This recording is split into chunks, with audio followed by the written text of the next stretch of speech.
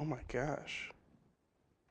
We are back with Drew Larison because I want his take on this as well, because social media has played a big impact on this story and another story that I was going to actually talk about a little earlier.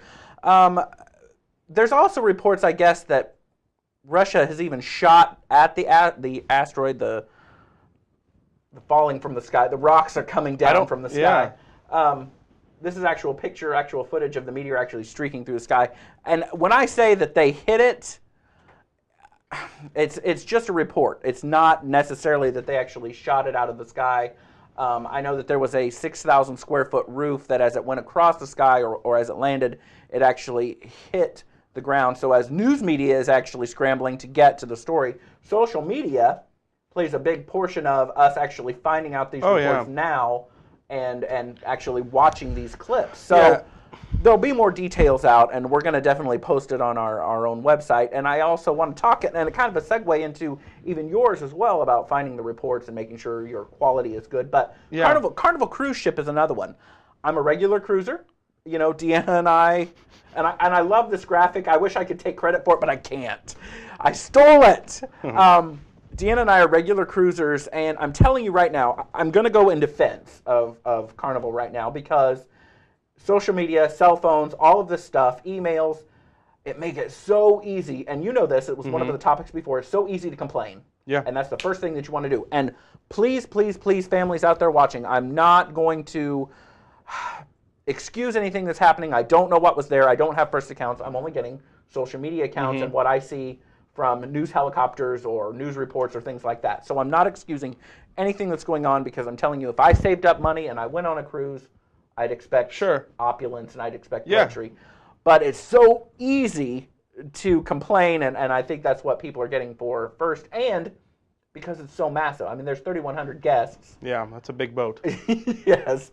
But here I will say, in defense of Carnival, they're getting their cruise for free, obviously. They're also getting another cruise of the same types for free. All of their expenditures on board are being given back, except for casino, art, or gift shop purchases, on top of $500 on the last report that I had seen. So does that, in your opinion, I want, as a social media guy, because they took to the news media, they took to their own Twitter sites, they took to their own Facebook pages. Is that acceptable in your? I know I know we're jumping backwards. Yeah, I think it's a lot better, because there was an issue with the cruise ship not too long ago. I don't know if it was Carnival, but I remember, like, literally it sunk, like, in Italy. In Italy, yeah. And I remember what that company. Do you remember what company it was? It was not Carnival. It was not Carnival. Okay.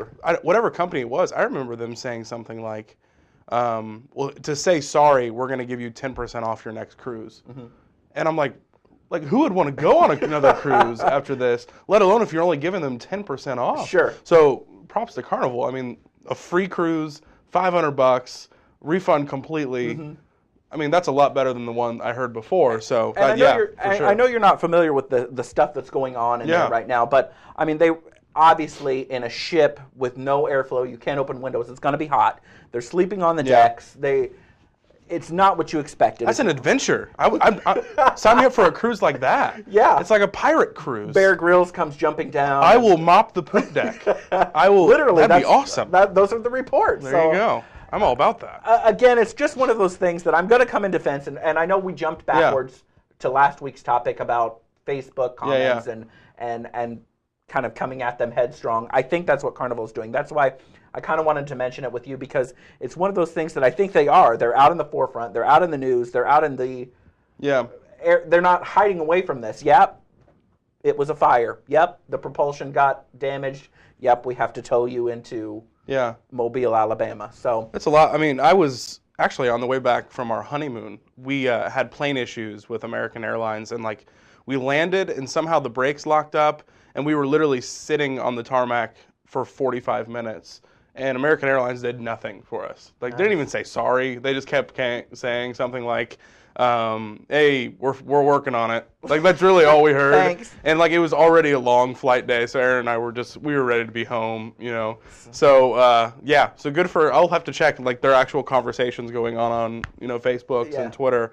But it should be, props to them. They sound like they're doing it right. And again, with everything that's going on over there in Russia, my heart actually aches for them to know that all of this angst and to wonder what is going on. And the only reports we're getting right now really are social media while the media is out there scrambling to get the full story. So we actually have a team member that used to live in Russia. What city was this? Do we know? I don't know. It wasn't like the Moscow or like a big city or anything? No. Again, I'm just catching the reports of this morning as we're getting ready to go on air. So again, we'll be right back. We're going to take a quick break, and then I will be back with On Topic. There you go. with Drew, but I just wanted his quick take. I know it would jump backwards, but I wanted his quick take. We'll be right back. We are back, and it is in southern Russia, and I'm not even going to pretend to be able to say the region that it was. So it's not even worth it. Just embarrassing yourself. I am embarrassing. I do that all the time. But now let's talk about Facebook again. I know we put all that past us, and we're going to know, we're going to learn, we are going to find our target audience. Yeah, and this week's blog post was all about just creating good content, and a lot of people that are jumping into this social media world, they might not know 100% what it means when I say content, in this day and age. Usually a content piece, you think of maybe something news-wise or maybe like a whole news story, maybe like a video of a news story. But of a missile shooting. Of a missile, of a meteor, a crew, I don't know. But what social media has done has really made so many more opportunities for content, So like a status update on Facebook, that's content. Okay. I don't care if it's one sentence or a paragraph, one sentence or a paragraph. That's still content. A tweet is content. A picture, like every little thing you're putting out on social media is content. And I like the word you used, interesting. Yeah. I liked that word. I even underlined it when I was reading your blog myself. I thought interesting content. I liked that word. Yeah, and that goes back to that old phrase that is still so important, that content is king. And what is awesome about social media, you can take this content, build eyes around it, get a lot of eyeballs watching your content, and then you can build relationships off of that content. Let's, for example, like if it's a picture, it's a picture on your Facebook page or a twit pic or something like that. You can take that picture, people are commenting back on that picture. Like I always say, turn that comment section into a chat room and start building relationships with those people. So the whole blog post this week was all about how to create great content, because there's no excuse ever to create just mediocre content, because no one's going to share that. I mean, tell me the last YouTube video that you saw that was just okay that you shared to your friends. Oh my gosh, you got to watch this. I see great YouTube videos all of the time. Yeah, exactly. But I mean, you know what I mean? Like people don't share mediocre stuff. Right. Or bad stuff. They share good, funny, entertaining, something that's bringing them value. That's the type of content they're sharing. So it's important to make sure everything you're putting out there is that type of content, is good, is well thought out, is something that's bringing someone value. Okay. So the first step in doing that is knowing your target audience. Okay. This is very common with all types of marketing. You got to know who you're going to be talking to. So if your target audience is like an age group that really hasn't jumped into the Twitter scene yet, you don't want to be putting tons of stuff out on Twitter. Sure. You don't want to be, your number one priority in your marketing campaign doesn't need to be twit pics or doesn't need to be getting retweets, because your target audience isn't there. But I mean, vice versa, if it is, hit it hard. If your audience is 14 to 19-year-old girls, and it's a scientific fact. Every 14 to 19-year-old girl in the United States has a Twitter account. It's a scientific fact. So, I mean, if that's your target market, go at it hard. We're all about science this morning. It's Science Friday, then it should be a holiday. So, I mean, if that's your target audience, go for it. But, that's the first step in creating great content, is know who the content is going to be made for. And go for it hard. Can I break it down, I guess? Is there a good way to find out what that is before you even jump into even a personal Facebook page? Your target market? Yeah. Yeah, I mean, well, look at your product. And when your target market should be literally almost the first question you answer in a business plan, other than what your product or service is going to be. Sure. But after you find that out, that should be number one and number two, because without your target market, you're not making money and you're not having a business. Sure. So that needs to be something right up front. It's basically like just taking the can of paint and throwing it on the wall and hoping it just paints that great picture. Yeah, but when you're throwing that paint, you want to be specific. I had an old college professor that when we were first learning these ins and out of business stuff, you know, when we were doing our first ever business plan, he would ask us, got to find out who your target market is. And like, of course, I would stand up and like, everybody. Everybody's going to love my business. Everybody's going to love my product. He's like, your business will fail. He straight told me that as a freshman in college, you're already failing the class if that's your attitude. You know, so target market has to be specific, has to be precise. And when you get that precise target market, find that, you know, 13 to 14-year-old girls who enjoy Justin Bieber. Now that's pretty broad, so maybe I should narrow that down. But you know, something precise. Sure. You find that, and then you build that within that target market, and that will grow to other people too because it's a good product. But finding that target market is a very specific process. That shouldn't just be everywhere. Your target market is never everyone. Sure. Exactly. We'll be right back, and we're going to plant the seed next with Drew Larison. We'll be right back. We are back, and we are planting the seed. Yeah, and you know what we mean by that? We kind of made a pun with it with the example we gave in the blog post. But planting the seed really means not everybody that comes to your Facebook page, comes to your website, comes to your social media page is interested in buying right in here, right now. Okay. You know, and a lot of people on social media, they mistake that because 90% to 100% of their tweets or their Facebook statuses, of their content in general, is all about sell, sell, sell, sell, sell. You know, they're using Facebook and all these social media platforms as another billboard in a way, which is not at all what it is. You know, at Web Success, we use this 90-10 rule is what we call it. Okay. 90% of all the content you're putting out there should be about building relationships, should be about connecting with your end user, all of that. And then 10% every now and then, remind people what you do, you know, and do that.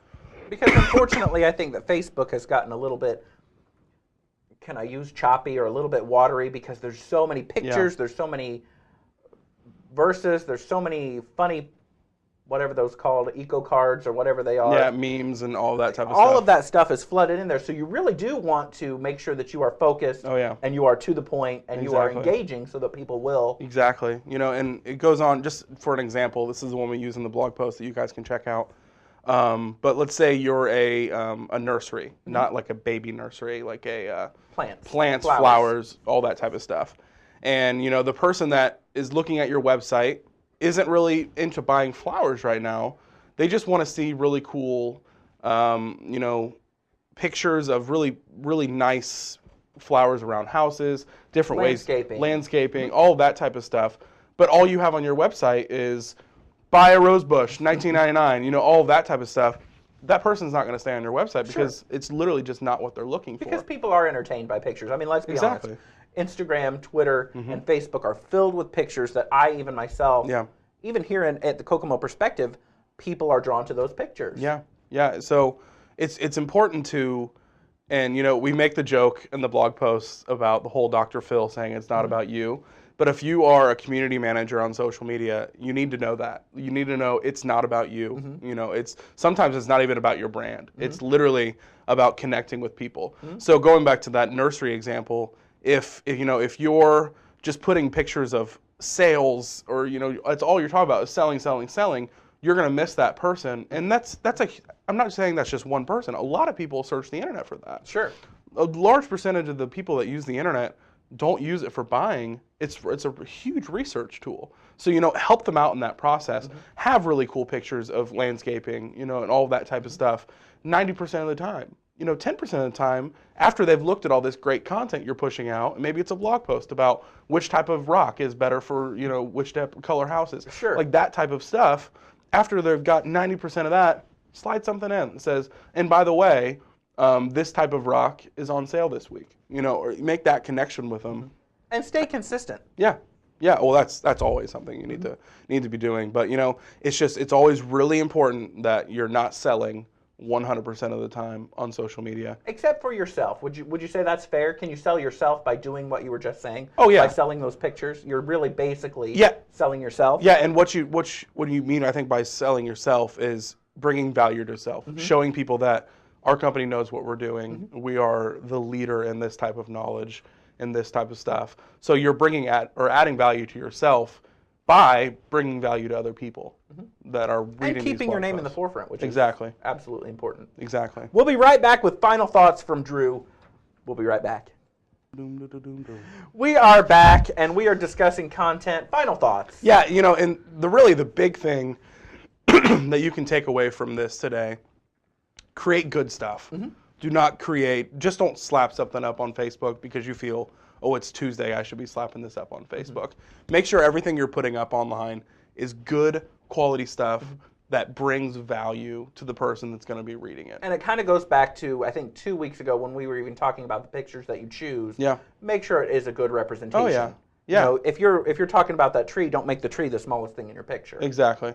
You know, so it's just make good stuff. You know, content is king. It still is. Put a little with thought in this. it. Put a thought into it. You know, and just I guess the biggest thing if you have a checklist before you post a Facebook status, is this bringing value to the person that's going to be seeing it? Because if it is, and you bring value to people consistently, you will get more Facebook likes, you will get more Twitter followers, and you're really going to start seeing money in your business because of what you're doing. And you'll build a social network. You'll build that entrepreneurship. Exactly. And it's just all part of your whole media campaign of getting your message out there. Exactly. Thank you for letting me throw you in the fire with the ship and the missiles and everything that's going on right now. There's so much going on in the world. And it is brought to you, and as I said, we will definitely have updates on our Facebook page, on our website, to make sure that the details are there for you. Thank you, Drew. No problem, guys. We'll be right back. See ya.